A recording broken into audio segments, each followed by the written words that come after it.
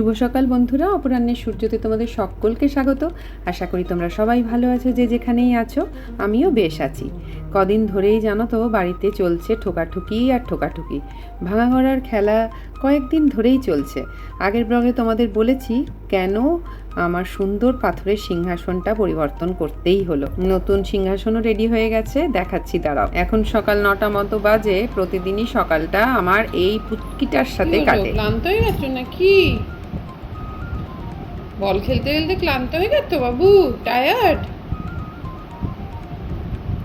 কি দৌড়াদৌড়ি করলো বলটাকে নিয়ে, আর শরীর চলছে না ওর। তবুও বলটাকে নিয়ে মুখের সামনে বসে আছে, কেউ ধরতে গেলেই বিপদ। ওই যে আবার শুরু করলো, ওই যে।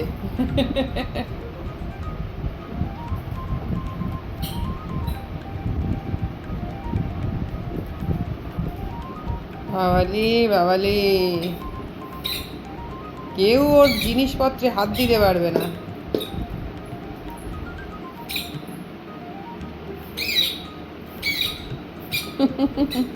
সকালটা বেশ ভালোই কাটে ওকে নিয়ে। হয় না, শরীরটা সকালবেলা একটু ক্লান্ত, মানে ঘুম থেকে উঠে একটুখানি চলতে চায় না, মন চলতে চায় না। ডেলিকার ওই একঘেয়েমি রুটিনে সব কিছুকে ব্রেক করে দেয়, অনেক এনার্জাইজ করে দেয়। ওকে দেখলেই মনটা উত্তেজিত আমারও হয়ে যায়। তখন মনে হয় যেন সব কাজে তখন আবার মন লেগে যায়। কিছুক্ষণ সময় ওই যে সকালবেলাটা ওকে নিয়ে কাটাই, এটা আমার সারা দিনের একটা খুব ভালো কোয়ালিটি টাইম যাকে বলে। ওই দেখেছো? আর এত রকম অ্যাক্টিভিটি করে, সব তো ভিডিও করা যায় না। ভিডিও করার আগেই, অন করার আগেই দেখা গেল শেষ হয়ে গেল ওর অ্যাক্টিভিটি।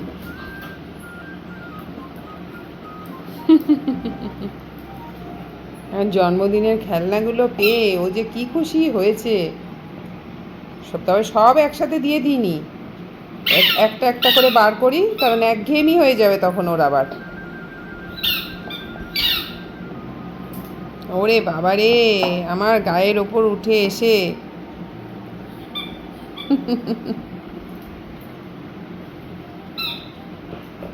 ওর সাথে বেশ কিছুটা সময় কাটিয়ে প্রতিদিনকার মতো স্নান করে পুজো সেরে এইবার কিছু রান্নাবাড়িও হয়ে গেল। কিছুটা আমি করলাম, কিছুটা ওই দিদি করলো।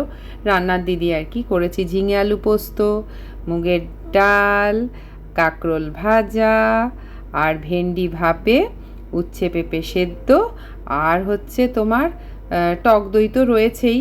আর একটা লেফট ওভার ছিল তোমার, ওটাকে কি বলে জানো?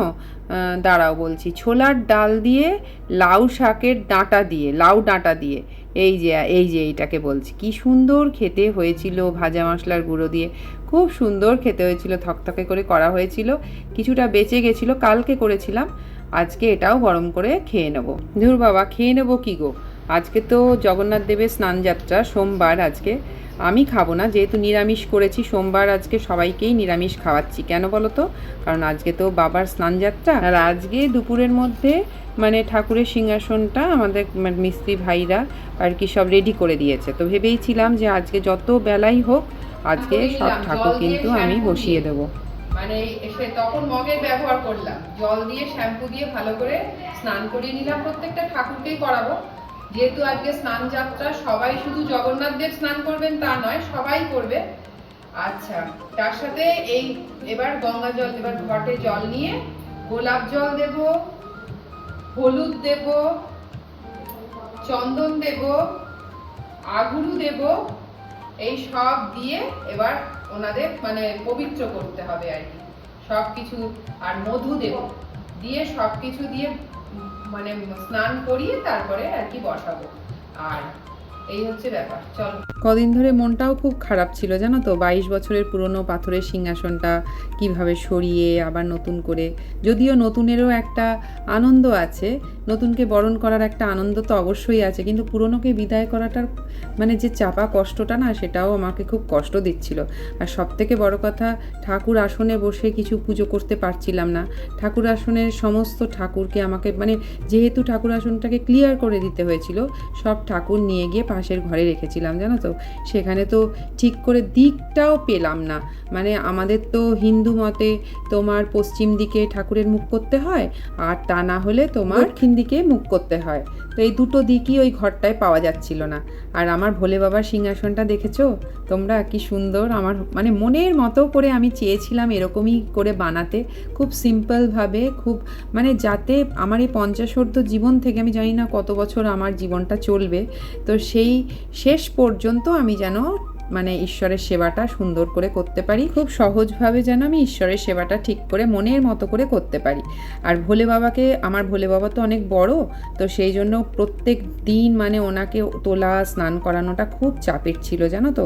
মানে আমার কোমরে ব্যথাটা হয়তো এই কারণেও কম ছিল না। তো সেই কারণে আমি এমনভাবে ভোলে বাবার আসনটাকে তৈরি করেছি যাতে ওনাকে স্নান করানোর পর যে স্নান জলটা হয় সেটা অটোমেটিক্যালি মানে ড্রেন দিয়ে বেরিয়ে যাবে। আমাকে আর ভোলে বাবাকে কোনো রকম নাড়াচাড়া করতেই হবে না। তোমরা দেখতে পাচ্ছ খুব সিম্পলভাবেই করা হয়েছে, কোনো বেশি খুঁজ নয়। কারণ আমার আগের পাথরের সিংহাসনটা না প্রচণ্ড কাজের ওপরে ছিল, মানে এত পাথরের সূক্ষ্ম সূক্ষ্ম কাজ ছিল। কিন্তু আমার অভিজ্ঞতা বা জীবনের অভিজ্ঞতা থেকে দেখেছি, প্রতিদিনকার মানে ব্যবহারের পর দেখেছি যে এত তেলকালি হয় না, যেহেতু ধুনো জলে, ঘিয়ের প্রদীপ জলে, সর্ষের তেলের প্রদীপ জলে, তাই না জানো তো পাথরের ওই খাজে খাজে প্রচুর নোংরা জমে, যেটা হচ্ছে সেই ময়লা ধুলো নোংরা না, মানে তেল কালিটা খুব একটা ভালো করে পরিষ্কার করা যায় না। জীবনে অনেক চাওয়াই হয়তো পাওয়া হয়নি, কিন্তু ঠাকুর পুজো সংক্রান্ত বিষয়বস্তু আমার মন যা চেয়েছে তাই ঈশ্বর পাইয়েই দিয়েছে। আমার নতুন ঠাকুরঘর তোমাদের কেমন লাগলো জানিও বন্ধুরা। চলো আজকের মতো এতটুকুই, দেখা হচ্ছে তোমাদের সাথে আবার পরের ব্লগে। তোমরা সবাই খুব ভালো থেকো।